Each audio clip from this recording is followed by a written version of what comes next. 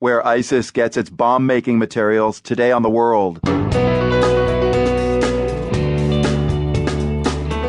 I'm Marco Werman. A new report traces the origins of the components ISIS uses to build IEDs. Most of them come from places you wouldn't suspect. These are all areas with lots of civilians that need things. They need food, they need supplies to rebuild. And in with that slips in all these materials that end up making IEDs. Plus the transformation of a pro-democracy activist in Burundi. He talked about Jeffersonian democracy. He talked about freedom of speech. Now that man has been sanctioned by the U.S. government. Find out why just ahead. And foodies, listen up. This Iranian food blogger's got a line on the next big thing in fruit. Quince. Quince is one of them for sure. Get the scoop coming up today on The World. Thank you for being with us today. All the candidates vying to succeed President Obama want to defeat ISIS. That's a political no-brainer. The key is in the details, of course, as it always is.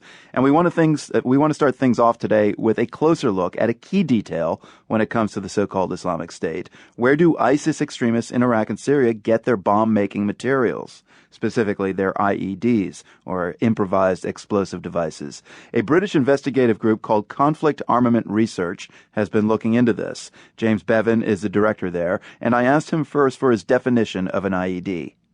It's an improvised explosive device, so it's anything that in its entirety is not constructed as a purpose factory-built explosive. So you specifically looked into ISIS workshops that are used to build these IEDs. What are the key ingredients in one of the ISIS IEDs?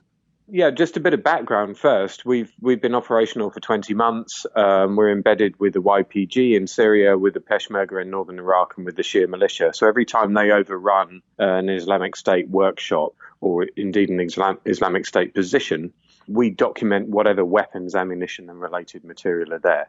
So in terms of IED construction, they're actually manufacturing a whole range from truck bombs, car bombs, items used in suicide bombings, to projected weapons. So, for example, improvised mortars, rocket-assisted projectiles, and then things which they use defensively.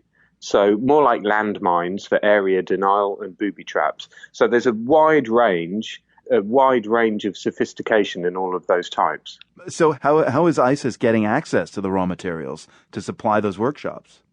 It depends very much on the component part. So if they're making homemade explosive, then they tend to use things like nitrate fertilizer mixed with other industrial chemicals. In terms of electronics, which are used to initiate the devices, they're using commercially available microcontrollers, common mobile phones, and then more purpose-built explosive stores, things like detonators, detonating cord. They've largely captured them on the battlefield because the Syrian government stockpiled a lot. So we're talking materials that are actually legal for the most part. How can you even start to stem the supply of these components? Yeah, you're absolutely right.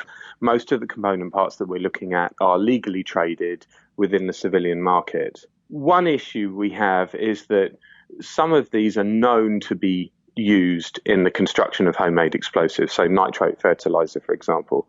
And in Western countries, because this is known, they're quite heavily regulated, so it makes them traceable. This is not the case in the region, where there are a lot of very small-scale distributors, and they clearly do not have adequate records of who they've supplied them to. Yeah, and if you've got some young guy walking in a store and asking to buy 50 mobile phones, shouldn't that be setting off alarm bells? Yeah, exactly. And that's one of the reasons why we put the report together and put it out in the public domain. Part of it is to educate manufacturers, particularly at a local level, that these component parts can be used by Islamic State and other terrorist organizations to construct IEDs. Therefore, you need to be a lot more vigilant. And that's where the awareness needs to be raised. It kind of reminds me of the benign cold medicines that can be mixed up and cooked to make methamphetamine. I mean, ultimately, drugstores here were told they couldn't sell more than a certain number of packages of cold medicine at a time. Is that a realistic option when you're talking about things like cable and fertilizer and cell phones, all things that are innocuous but can be used to make bombs? I don't think it's realistic for every component part that we've identified, but certain key component parts or key chemical precursors, that's certainly the case. James Bevan, Executive Director.